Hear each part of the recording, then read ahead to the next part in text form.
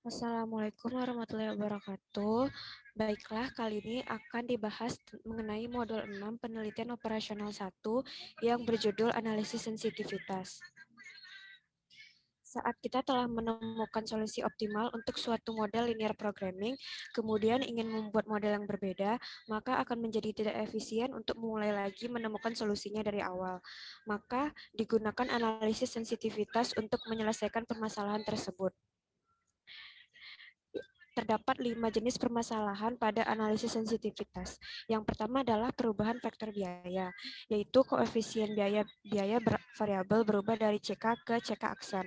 Untuk kasus yang pertama adalah jika XK sama dengan variabel non-basis, maka CB tidak terpengaruh, sehingga ZJ sama dengan CB dikali B aksen dikali AJ, dan tidak berubah untuk setiap J. Kemudian ZK dikurang CK digantikan oleh ZK dikurang CK aksen. Maka ZK dikurang CK aksen sama dengan ZK dikurang CK ditambah CK dikurang CK aksen. Jika ZK dikurang CK aksen lebih besar dari 0, maka XK harus dimasukkan ke dalam basis dan lanjutkan iterasi. Dan jika XK kurang CK aksen lebih kecil atau sama dengan 0, maka solusi lama masih optimal. Yang kedua ada kasus 2, yaitu jika XK adalah variabel basis.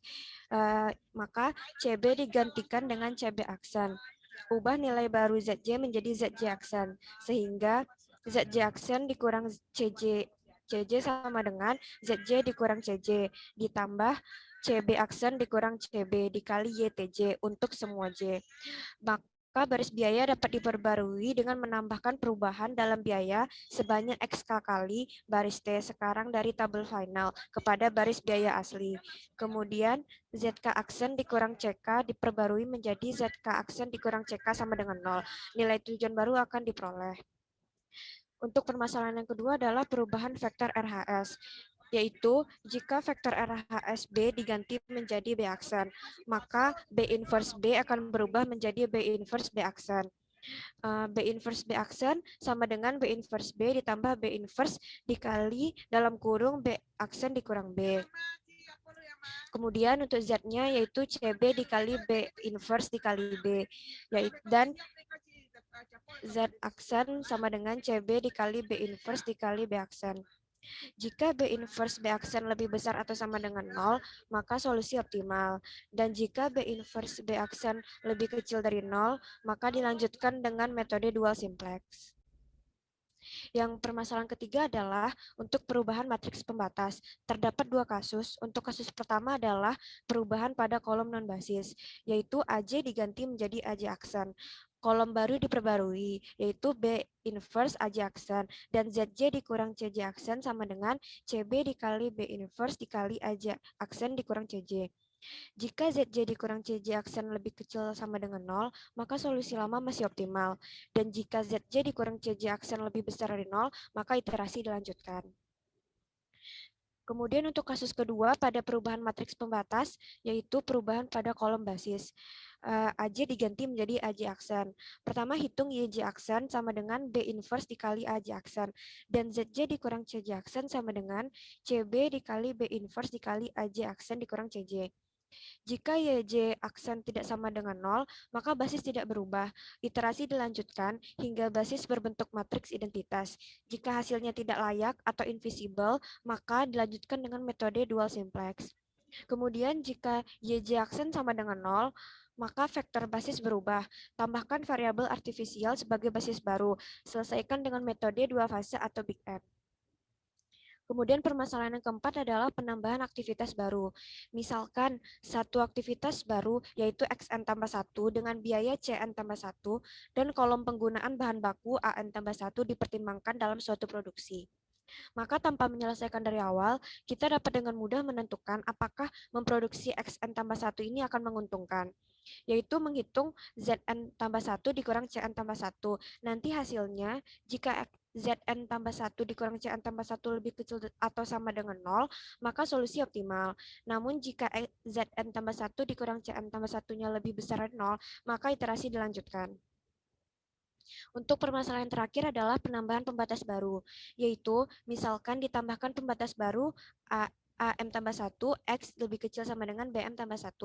Maka solusi basis untuk sistem yang baru dapat dilihat pada layar. Dan jika BM tambah 1 dikurang AM tambah 1, B aksen B lebih besar atau sama dengan 0, maka solusi sekarang masih optimal. Namun, jika lebih kecil dari 0, maka digunakan metode dual simplex untuk menghindari kondisi tidak layak atau invisible.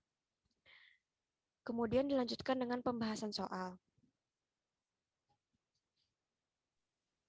Baiklah, untuk soal pertama, min 5x1 ditambah 10x2 dengan fungsi pembatas 7x1 tambah 2x2 besar sama 28, 2x1 tambah 12x2 besar sama 24, di mana x1 dan x2 besar sama 0. Yang pertama, pertanyaannya, berdasarkan hasil pada solusi optimal, jika dilakukan perubahan pada konstanta X2 dari 10 menjadi 15, tentukan kesimpulan yang baru.